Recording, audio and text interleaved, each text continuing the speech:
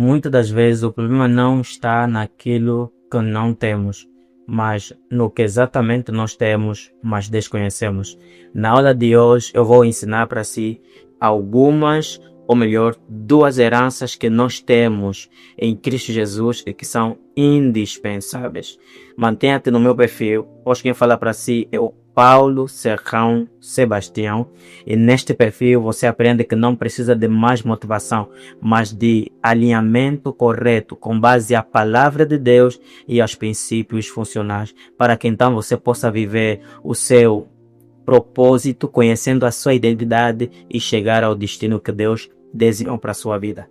Hoje, na aula número 2, falaremos sobre a justificação e a paz como as heranças que ganhamos em Cristo Jesus.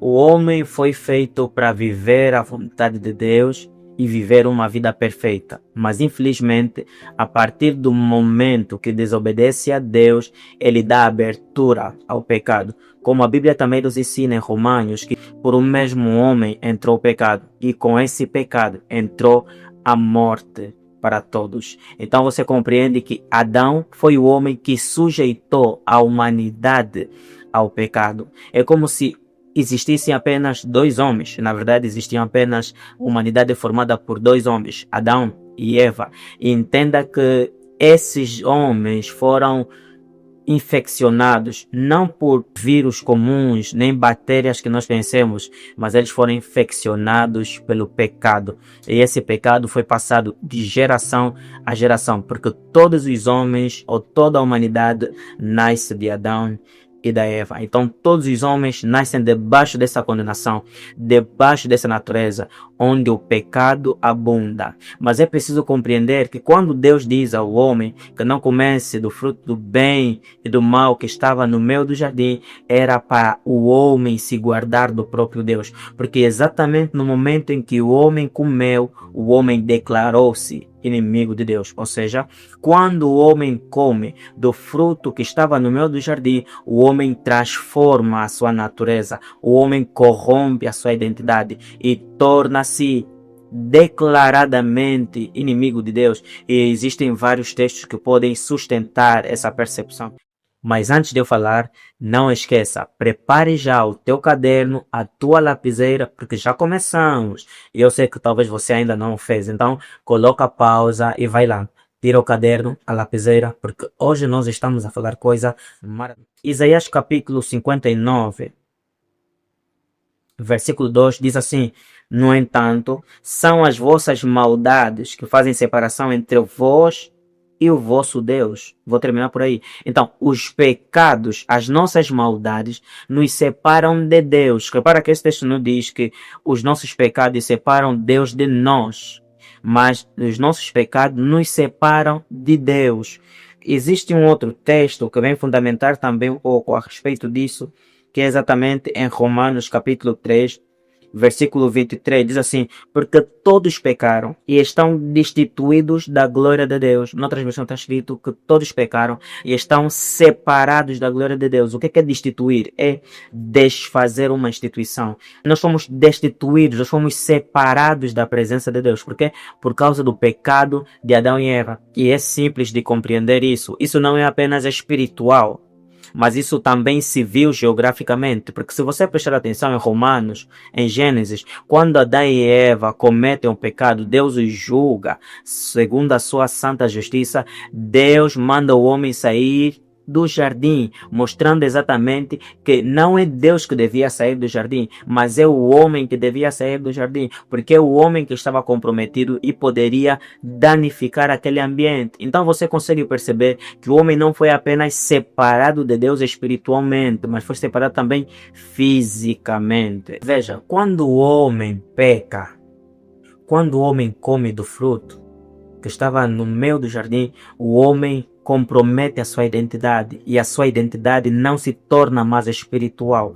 O homem que tinha carne para de ter apenas a carne, mas se torna agora carnal. Ele já não é mais espiritual como tal. O homem é movido pela sua carne, o homem torna-se carnal. E temos que perceber que toda a natureza carnal é contra a natureza espiritual. toda a natureza carnal é inimiga da natureza espiritual. É por isso que Romanos capítulo 8, versículo 7 diz algo interessante que quero ler contigo. Diz assim: porque toda a mentalidade da carne é inimiga de Deus, pois não se submete à lei de Deus, nem consegue fazê-lo. Você consegue perceber isso? O texto deixa claro que toda a mentalidade da carne é inimiga de Deus.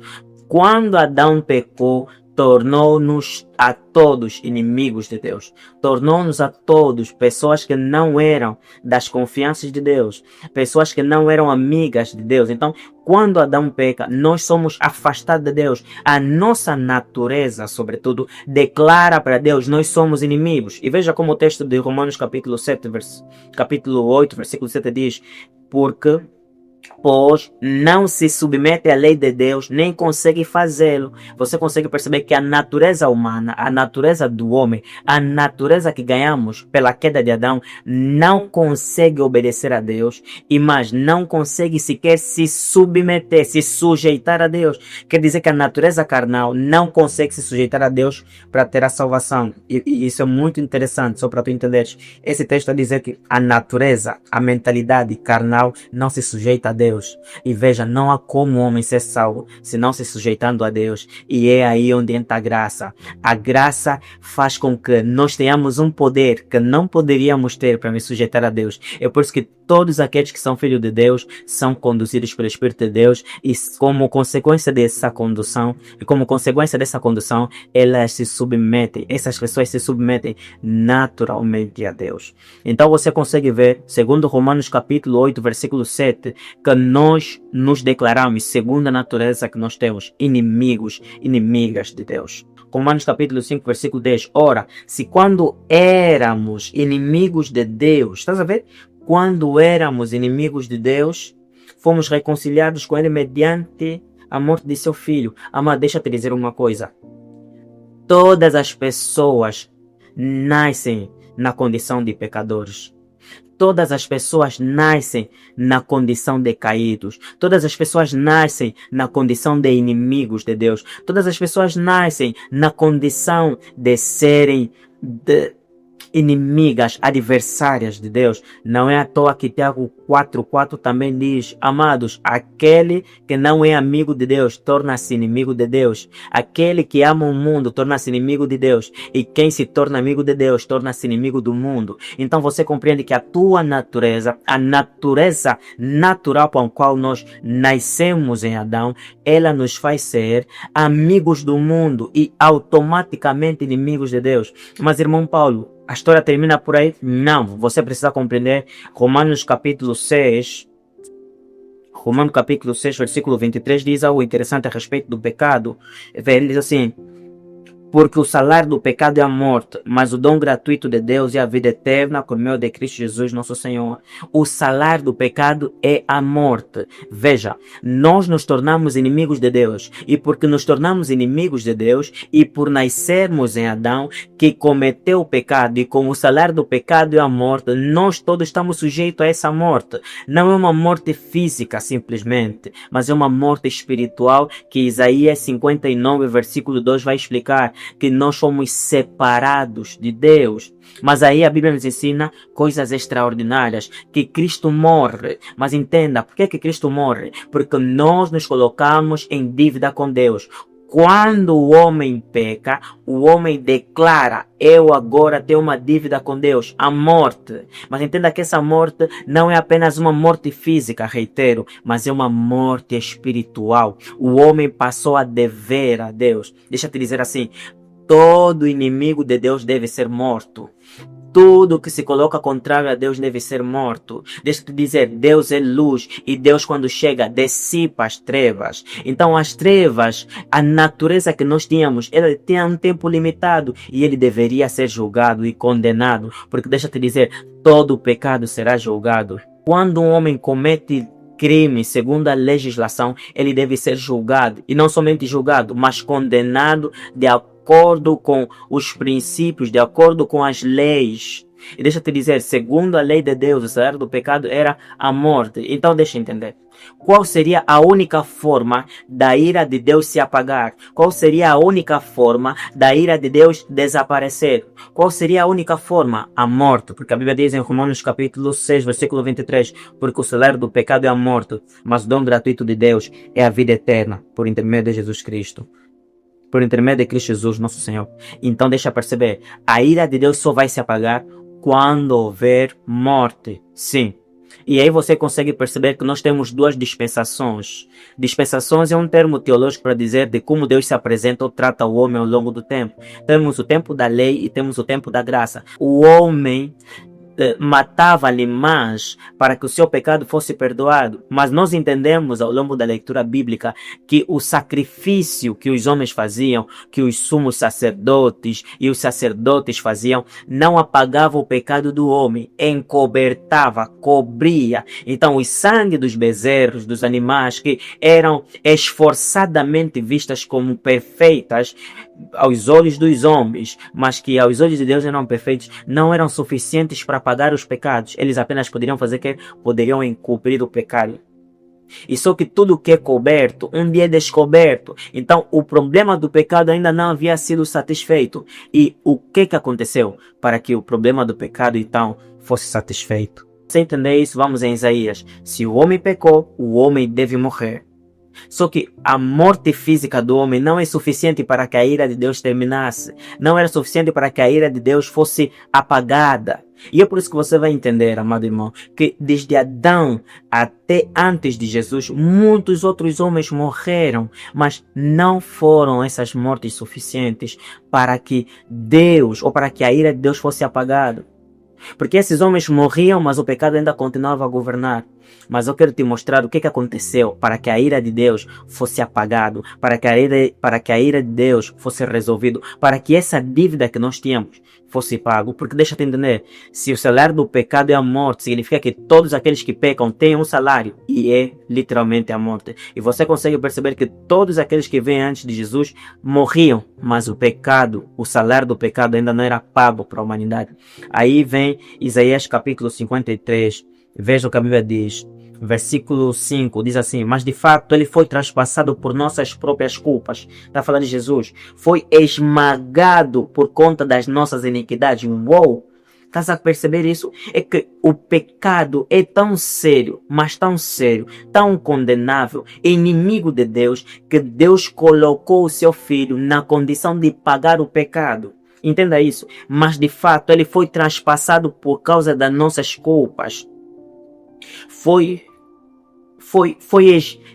esmagado por conta das nossas iniquidades. Deus está a esmagar. Sabe o que é esmagar? É exatamente moer, desfazer, diminuir a nada. É como se Deus estivesse a esmagar a Jesus até ele desaparecer. É moer Jesus até desaparecer. É moer a Jesus. Então Deus canaliza toda a sua ira e ele aplica a pessoa de Jesus por causa da nossa iniquidade. O castigo que nos propicia a paz caiu.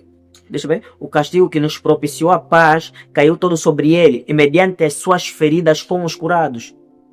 Uau! Uau! Uau! Uau! Você entende isso? Deus pega toda a sua ira e manda para o corpo de Jesus. Eu amo o livro de Hebreus. Ele fala sobre a nossa redenção de uma forma extraordinária. Quando você lê os evangelhos, você vê que quando Jesus morre lá na cruz, o véu vai se rasgar de cima para baixo. Por que é de cima? Para mostrar que é Deus que está a tirar aquilo que separava o homem da presença de Deus. Deixa eu te fazer perceber. A Bíblia nos ensina que no templo, onde os homens iam para oferecer o sacrifício a Deus, era assim: o templo, ou o tabernáculo, vamos assim dizer, tem um lugar santo, tem um lugar santíssimo e tem um lugar santo dos santos. O lugar santo dos santos era o lugar mais santo, vamos assim dizer, e era o lugar onde o homem ia para ter com Deus. Só que do lugar santo dos santos para o lugar santíssimo existia um véu, e aquele véu é que impossibilitava o homem de ver a Deus. Calma aí, irmão Paulo. Como é que o homem via Deus no tabernáculo? O homem via Deus por meio da Arca da Aliança. O que é que nós temos na Arca da Aliança? Na Arca da Aliança nós temos em especial os 10 mandamentos e outros elementos. Mas os 10 mandamentos, o que é que significam? A palavra de Deus. Então, nem todos os homens poderiam estar diante da Arca da Aliança. Então, existia um véu que separava o homem de Deus. Aquele véu que separava o homem do lugar santíssimo, do lugar santo dos santos para o lugar santíssimo, que separava o homem de ver a Arca da Aliança, que representava Deus naquela época, que foi rasgado de cima para baixo. Irmão Paulo, por que não foi rasgado de baixo para cima? Se fosse de baixo para cima, o homem pensaria que ele, com seu esforço, é que chega até Deus, mas foi de cima para baixo, para Deus mostrar que é Ele que vai atrás do homem para lhe salvar, para lhe cuidar e para se reconciliar. E a Bíblia nos ensina em Hebreus que aquele véu que se rasgou é o corpo de Jesus. E deixa te explicar assim em palavras simples. O que é que nos faz separação entre nós e Deus? Isaías capítulo 59, versículo 10, versículo 2 diz: os vossos pecados faz separação com Deus. Então Jesus se transforma em pecado que nos separava de Deus, e Deus rasga o pecado, mata o pecado, condena o pecado na carne de Jesus. Hebreus ensina claramente que a carne de Jesus, ou que aquele véu, representava a carne de Jesus que foi rasgado. Então você consegue ver que Jesus que era a solução, se fez de problema e foi razão da destruição para que nós tivéssemos paz com Deus. O problema de Deus não era apenas com o pecado. O problema de Deus não era somente com o pecado, era com a natureza do pecado. É por isso que a Bíblia diz, quando a Bíblia na maior parte das vezes diz do pecado, muitas das vezes ela está ligada não para a ação, mas para a natureza. 2 de Coríntios capítulo 5, versículo 21 mostra algo profundo. Veja, Deus fez daquele que não tinha pecado algum, Deus fez daquele que não tinha pecado algum a oferta para todos os nossos pecados, a fim de que nele nos tornássemos justiça de Deus. Tem outros textos que dizem assim: Deus fez aquele que não tinha pecado como pecado. Ou seja, Deus pegou Jesus e fez de Jesus pecado. Agora, Jesus, se é pecado, algo pode acontecer. Qual é o salário do pecado? A morte. Qual foi o salário de Jesus? A morte, e morte de cruz. Mas não acontece apenas isso. Jesus não somente morre. A Bíblia diz assim, né? Deus fez daquele que não tinha pecado algum a oferta para todos os nossos pecados, a fim de que nele, Jesus, nos tornássemos justiça de Deus. Você era o pecado, Jesus a justiça de Deus. Jesus se transforma em pecado e você se transforma em justiça de Deus. O que Deus está a fazer? Substituição. Jesus recebe a nossa morte e nós recebemos a vida dele. Jesus recebe os nossos pecados e nós recebemos a santidade dele. Jesus recebe a nossa inimizade com Deus e nós recebemos a amizade de Deus para com Deus. Jesus se transforma em nossos pecados e nós nos transformamos em justiça de Deus. Aleluia! Aleluia! Justificação está ligado à capacidade que algo tem de ser declarado justo. O que significa? Nós hoje somos declarados justos. O que significa isso? Significa que diante de Deus não temos mais culpa. Irmão Paulo está a dizer o quê? Ele está a dizer que diante de Deus nós não temos culpa. Diante de Deus nós não temos pecado. Opa, irmão Paulo, isso que você está a dizer é sério. Eu sei que é sério, mas é verdade. Diante de Deus, segundo a palavra de Deus, se você está em Cristo Jesus, nova criatura é. As coisas velhas já passaram e eis que tudo se fez novo. E quando você se apresenta diante de Deus, Deus não vê você, Deus vê Cristo em ti. Ah, Jesus, que coisa bonita. Deixa eu te explicar assim.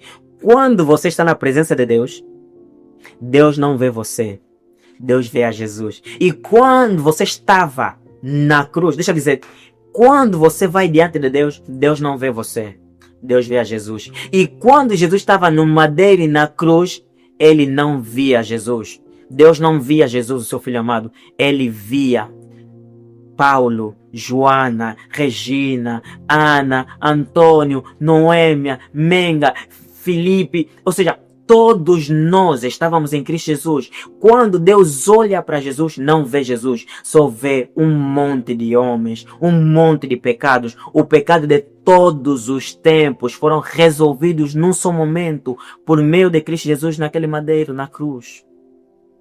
Irmão Paulo, o que estás a dizer? Eu estou a dizer que segundo a Bíblia, em 2 de Coríntios capítulo 5, versículo 21, nós não somos pessoas que devemos temer estar diante da presença de Deus, porque nós fomos declarados justos. A Bíblia diz, Abraão creu e isso lhe foi imputado por justiça, nos mostrando claramente que é a fé que nos faz ser justos. Irmão Paulo, o que significa justo? Vou reiterar, justo significa aquele que não tem culpa. Justo significa aquele que não tem ofensas. Justo significa aquele que foi declarado justo. Aquele que foi declarado inocente. Uau! Ou seja, Jesus nos deu a sua inocência e tomou o seu pecado. Diante de Deus, Deus quando olha para ti, Ele não vê mais pecado. Ele não vê mais motivos para te declarar condenado. A tua condenação Jesus recebeu.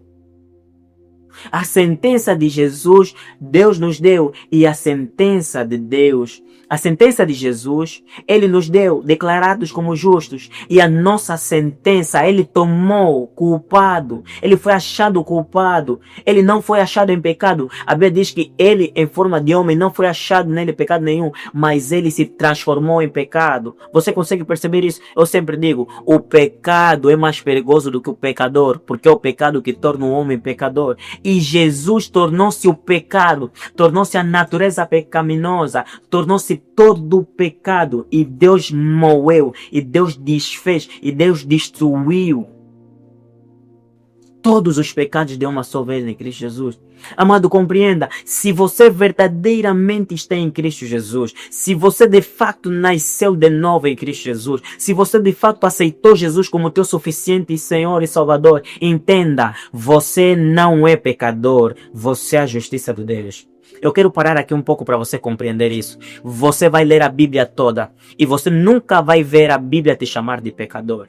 Todos aqueles que nasceram em Cristo Jesus não têm condenação. Todos aqueles que nascem em Cristo Jesus, diz a Bíblia em Romanos, capítulo 8, versículo 1. E eu vou ler aqui, porque eu acho que é interessante nós lermos isso. Jesus, Romanos capítulo 8, versículo 1. Portanto, agora, tá entendendo? Antes tinha uma condenação que Cristo Jesus tomou por nós. Mas veja, portanto, agora, neste momento, nesta condição em que vocês se encontram, já não há condenação para os que estão em Cristo Jesus. Ouça, não há condenação para quem? Para todos? Não. Não é para todos. A condenação que já não há, não é para todos, não é para quem vai na igreja, não é para crente, não é para os que cantam, não é para os que louvam, não é para os que servem, e não é para aqueles que acreditam que existe um Deus. Então, irmão Paulo, para quem a Bíblia responde, portanto, agora não há condenação para os que estão em Cristo Jesus. Os que estão em Cristo Jesus não têm condenação. Amado, se você está em Cristo Jesus, você não pode ser pecador. Não há sustentação bíblica para você dizer que é pecador. Então, se o irmão Paulo está a dizer que não há sustentação bíblica para nós sermos pecadores, e por que nós nos consideramos pecadores? Porque o mundo diz a ti que você é pecador. O mundo tenta nos convencer que nós somos pecadores. Segundo a palavra de Deus, se você está em Cristo Jesus, você não é pecador. Irmão Paulo, o que está a dizer? Eu estou a dizer que você não é pecador. Eu não estou a dizer que você não comete pecado. A Bíblia mostra que nós temos a possibilidade de pecarmos. Sim, ele diz que se vocês pecarem, ele é justo e fiel de vos perdoar. Então o homem pode pecar, o cristão pode pecar, mas o cristão não é pecador. Deixa eu te dizer, o fato de eu pecar não me faz pecador. O fato de você pecar não te faz pecador. Deixa eu falar assim, o fato de você cair na fornicação, você não é fornicador. O fato de você roubar, você não é gatuno. O Jesus diz, pelos seus frutos conhecereis. As obras dizem sobre a natureza, mas cada fruto é determinado pela sua árvore. Jesus diz que da fonte da água doce sai água doce, da fonte da água salgada sai água salgada. Então entenda que não é a água salgada que faz a fonte salgada, é a fonte fonte salgada que dá água salgada. Irmão Paulo, estás a dizer o quê? Eu estou a dizer que existem duas pessoas. Há uma pessoa que peca e a outra pessoa que peca. Qual é a diferença, irmão Paulo? O cristão peca, mas ele não é pecador. O pecador peca, mas ele é pecador. Qual é a diferença? A diferença é estar em Cristo Jesus. A diferença é estar em Cristo Jesus, amado. Eu não estou aqui a dizer aos irmãos que devemos pecar, de modo nenhum. Eu estaria sendo um anátema. Mas eu estou a te dizer que o teu pecado não te define. O que te define é a palavra de Deus. E você nunca vai encontrar na Bíblia um homem que pecou e Deus lhe chamou pelo seu pecado. Aliás, esse é o costume dos homens, é o costume do diabo, é o costume dos pecadores. Eles não falam do teu pecado, eles falam da tua identidade. Cuidado! Deus não fala da tua identidade, Ele fala do teu pecado. E veja só, Ele diz que fala no fraco que Ele é forte. Os homens te veem como fraco, mas você é forte. Você entende isso? Deus nunca vai te chamar pelo teu pecado. Os homens vão te chamar pelo teu pecado. Se eles te encontram na fornicação, te chamam de fornicador. Se eles te encontram em adultério, te chamam de mulher adúltera, como fizeram com aquela mulher. Mas Jesus disse: mulher, onde estão os teus acusadores? Eles não estão aqui. E Jesus diz: vai, nem eu te condeno. Vai, nem eu te condeno, mas não peques mais. No capítulo 8. O que você está a entender? Jesus não veio para nos condenar. Jesus não veio para nos condenar. Jesus veio para ser condenado em nosso lugar. E para que a sua liberdade nos fosse dada. Não há sustentação bíblica para dizer que um cristão é pecador. Então, quem é o cristão segundo a Bíblia? Ele é amado, ele é santificado, ele é aperfeiçoado, ele é amado por Deus, é amigo de Deus, é justificado. Ou seja, segundo a Bíblia, você não é pecador. Mas por que não há condenação? Veja, por quanto agora não há condenação. Não há nenhuma condenação por estar em Cristo Jesus. Porque a lei do Espírito da vida em Cristo Jesus, uau! A lei do Espírito da vida em Cristo Jesus te livrou da lei do pecado e da morte. Ouve, te livrou do quê? Da lei do pecado e da morte, que Adão nos condenou. Mas deixa-te dizer, se você está em Cristo Jesus, não te confundas. O que eu estou a dizer não é para qualquer um, é para aqueles que estão em Cristo Jesus. Só que uma pausa. Eu quero que enquanto eu vou falando, todas as palavras, todas as frases, todo o ensino que te impactar, escreva nos comentários. Escreva nos comentários. E eu consegui perceber que muitas das pessoas que assistem os nossos vídeos, que assistem a nossa aula, não fazem parte ainda do nosso perfil. Não seguem ainda esse perfil. Então, eu quero te pedir nesse momento que sigas esse perfil. Se inscreve, comenta várias vezes, porque esse vídeo assim vai alcançar ainda mais pessoas. E não esqueça de partilhar com quem você puder.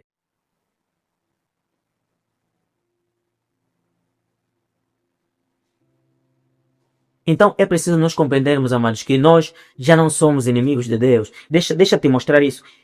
Romanos capítulo 5, versículo 1.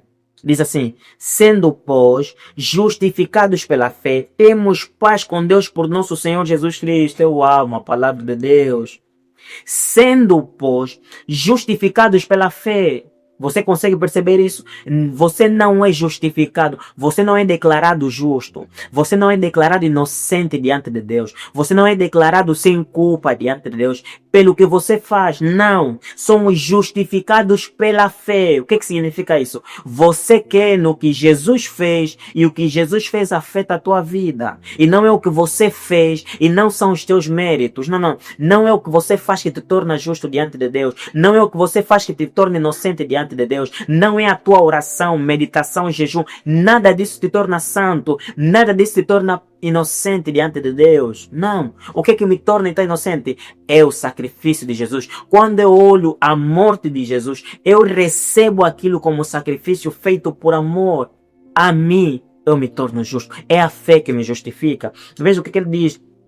Uau, eu amo a palavra de Deus. Veja, sendo, pois, justificados pela fé, temos paz com Deus por nosso Senhor Jesus Cristo. Uau! Essa é uma herança que nós recebemos em Cristo Jesus. Ouça, nós não somos filhos de um Deus que estão sujos, que estão imundos, que estão cheios de pecados e fracassos e que estão indo diante de Deus em oração. Pai, por favor, não tire essa imagem. Essa imagem não é bíblica. Essa imagem não tem sustentação bíblica. Não, não tem sustentação bíblica. Não, não há sustentação bíblica. Diz que, sendo, pois, justificados pela fé, temos paz com Deus. Veja, não tem como falar de paz com Deus sem justiça, sem justificação. Você não poderia se tornar amigo de Deus, você não poderia ter paz com Deus sem que antes a justiça de Deus fosse satisfeita. Quando Jesus satisfaz a justiça de Deus, a ira de Deus desaparece. Quando Jesus paga o salário, a ira de Deus desaparece. Porque se não se pagasse o salário do pecado, a ira de Deus permaneceria. E quando Jesus morre na cruz, toda a ira de Deus desaparece. Desaparece aonde? Lançada no corpo de Jesus. Isso não é um ato emocional, é um ato espiritual. Entenda bem isso, amado. A Bíblia, quando diz que fomos declarados justos, sem culpas diante de Deus, não significa que nós somos perfeitos, vamos assim dizer. Não. Está a dizer que diante de Deus você não tem culpa. Então deixa eu dizer, pare de fazer essa oração, pare de orar, pare de viver, pare de pensar que você está vivendo uma vida porque Deus te odeia. É mentira, Deus não te odeia. Deus não te odeia, tira essa ideia é do diabo, porque ele sabe que quando você pensa que Deus te odeia, você não desfruta do amor de Deus. Quando você pensa que Deus te odeia, você não desfruta do que Deus te disponibilizou, você não desfruta do que Deus tem para a tua vida. Deus não está com raiva de ti, Deus não está com ira de ti, Deus não te odeia, Deus não te detesta. Toda raiva e ira foi satisfeita em Cristo Jesus e ponto final.